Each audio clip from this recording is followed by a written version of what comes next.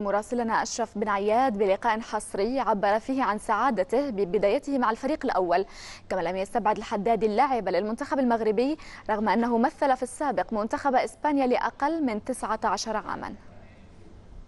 بالفعل كان شعورا رائعا بعد هذه البداية الرائعة، فهي مشاركتي الأولى وقد سجلت هدفا، لهذا أنا سعيد جدا. أكان حلما قد تحقق؟ اللعب مع برشلونة إلى جانب ميسي وكل نجوم الفريق كان حلما. ماذا قال لك لويس إنريكي قبل المباراة؟ قال لي المدرب أن ألعب بهدوء كما أفعل في العادة ودون توتر. أنت كنت في فريق الفتيان ثم فريق الشباب والآن تلعب مع ميسي ونيمار، كيف تتعايش مع هؤلاء النجوم؟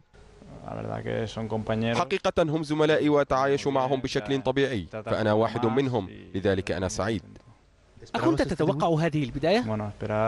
صراحة لم أكن أتوقع هذه البداية، وأهدي هذا الهدف لعائلتي ولوالدي وأشقائي ولكل من يدعمني.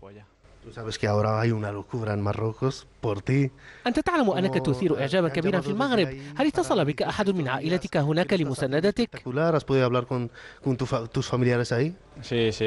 نعم، تحدثت معهم وأخبروني أنهم فخورون بي وأن علي أن أواصل العمل.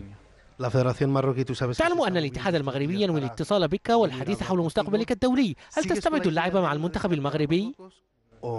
لا أستبعد أي شيء الآن.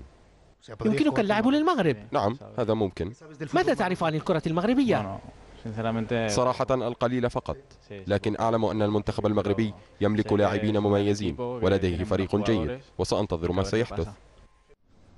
وتمكن الصاعد الجديد